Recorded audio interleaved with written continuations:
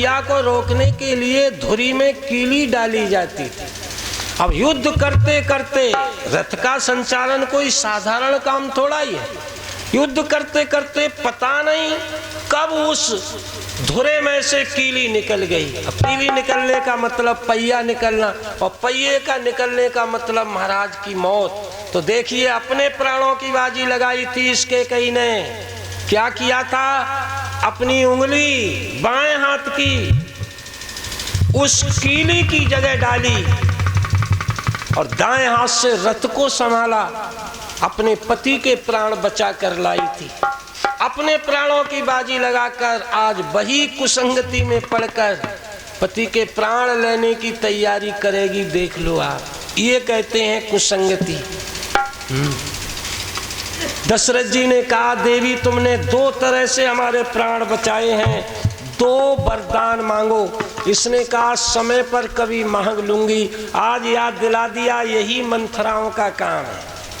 वैसे तुम्हारी भैया इच्छा है, देखो हम तो रोक नहीं रहे, कोई किसी को वोट दो, लेकिन लल्ला जो प्रधानी को ठाड़े भई हैं, तुम्हारे दादा की इनने भैंस ना बदल रही, खूंटा तोड़ दो, बस इतना बहुत है, आग लगाना। मंथराओं का यही काम है। बस तुम्हारी मेड़ तोरी, तुम्हारे दादा कमजोर है, उनको बड़ा दुख देते थे ये। वैसे कोई बात नहीं भैया, वोट दो अपने आप को, बस इतना बहुत है। ये मंथराएं करती हैं, अब तुम बच ही नहीं सकते, फिर क्या बोले ऐसी करते, हमारे दादा के संग ऐसा किया और हम वोट दे दें, बस हो गया काम, इतनी बहुत है। वही इसने कर दिया। दोनों वरदान आज मौका है। पहले में तो सीधे सीधे अपने बेटे का राज, और दूसरे में राम को 14 वर्षों का, कम नहीं, पूरे 14 वर्षों का वन, वो भी तब मांगना जब महाराज राम की सौगंध, और राम की सौगंध के लिए तुम्हें त्रिया चरित्रम, उस जाल में फंसाना होगा जो त्रिया चरित्र होता है। उसमें ऐसी स्त्रियों से, मैं बेटियों से भी कहता हूं, ऐसी स्त्रियों की संगति में ही न बैठे।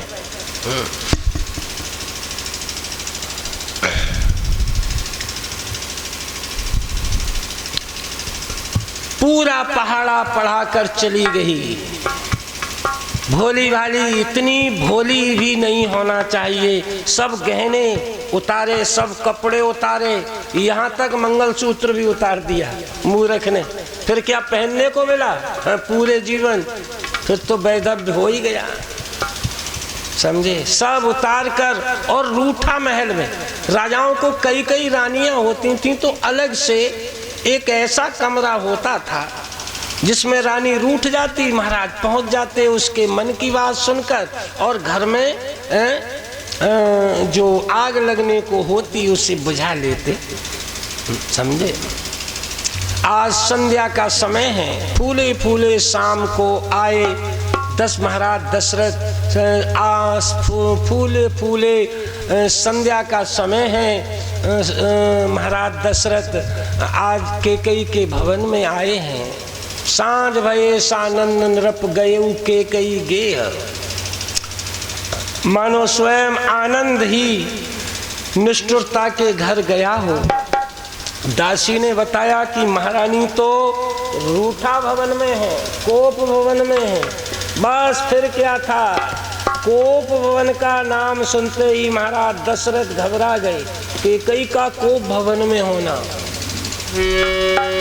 कोप भवन सुने सकुचे उराऊ, है बस आगे परत न पाओ। श्री राम जय राम जय जय रामा, श्री राम जय राम जय जय रामा। सुरपति सदा रहे रुक जाके, नरपति सदा बसे बस खाके। सोतिय रुख लखे गए सुखाई, देखो काम प्रताप बढ़ाई। श्री राम जय जय रामा श्री राम जय जय रामा श्री राम जय जय रामा श्री राम जय जय रामा श्री राम जय जय रामा श्री राम जय जय राम।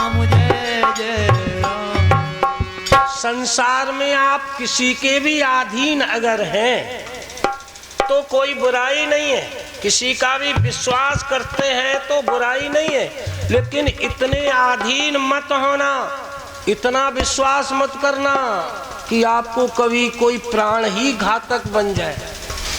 महाराज दशरथ इतना विश्वास करते थे। आज उस मंथरा की दशा, उस कैकेयी की हालत क्या है सुनिए।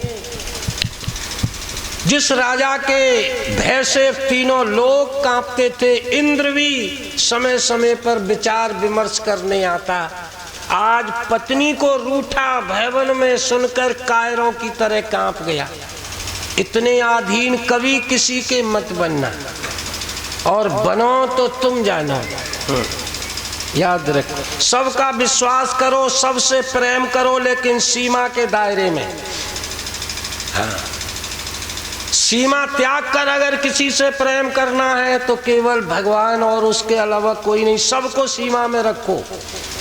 ये पत्नी का दायरा है, ये बेटे का दायरा है, ये बेटी का दायरा है, ये पड़ोसी का, ये माँ का, ये बाप का, ये फला का, सबकी सीमा है। याद रखो, सीमा लांगी कि बिना तुम्हारे हमें तो रोटी अच्छी ना लाग रही, मरो ना लाग रही तो हमको जहर खा के मर जा। हाँ, ये संसार है, इस संसार से खूब प्रेम करो, लेकिन दायरे में सीमा के अंदर करो।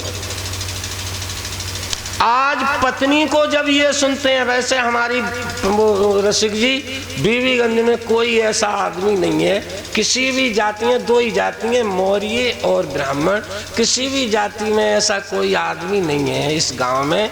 आसपास के सुनने वाले कहाँ के आए हैं पता नहीं मुझे, इस गांव में कोई ऐसा नहीं है जो पत्नी के अधीन हो। एक जगह एक पंडित जी ने कहा, पत्नी के अधीन वाली सुन लो। एक पंडित जी ने कहा, भैया आप में से कौन कौन ऐसे हो, सही बताओ, जो अपने पत्नी के कहे पर चलते हो, हाथ उठाओ। अब कौन उठाए? किसी ने नहीं उठाया। फिर कहा, वो हाथ उठाओ कि पत्नी की कहने में बिल्कुल नहीं चलते हैं। और लगभग जितने ब्याह बैठे सबने उठा दिया। एक बेचारे पीछे बैठे, उन्होंने न पहले उठाया न बाद में। पंडित जी ने कहा, भैया तुम्हारा ब्याह नहीं हुआ है, न तुम पहली पंक्ति में न दूसरी में, दोनों में ही हाथ नहीं उठाया। कहा, गुरुजी हम मजबूर हैं, ब्याह तो हो गया है। कहा, क्यों बताओ? कि वो यहाँ बैठी हैं, बिना उनके कहे हम हाथों ना उठा सकत। बोलो जिया, ऐसी हमारी बीवीगंज में कोई नहीं है, हाथों ना उठा सकत बेचारे। चुप रहियो तो अपने चुप रहते हैं। ऐसे आदमी को क्या कहते हैं बताएंगे आगे। खैर बताना ही क्या, जब यहाँ कोई है ही नहीं तो। सोती रुख लख गए वो सुखाई। पत्नी को जब ये सुना को भवन में है तो कांप गए। हमारे थाना इस्लाम नगर में ठाकुर वीरेंद्र सिंह जी सिसोदिया, बहुत दरोगा था, पेड़ सुखा दिए थे, लेकिन जैसे ही उस जमाने में घोड़ी पे चलते, हम तो बच्चे थे, घोड़ी पे चलते थे, जैसे ही अंदर घर में जाते तो दरोगिन को देख के वो सूख जाते थे। हाँ, ऐसे ऐसे लोग होते हैं। राजा दशरथ कांप गए पत्नी को जब सुना को भवन में है तो, और बड़ा मुश्किल से कायरों की तरह पैर रखते रखते वहां पहुंचे जहां पृथ्वी पर पड़ी है पुराने वस्त्र पहने हुए, गहने आभूषण वगैरह वगैरह सब त्यागे हुए पड़ी है। महाराज दशरथ कहते हैं, ओ प्राण प्रिया ये ढंग क्या है, वो चलो तो ढंग पे ढंग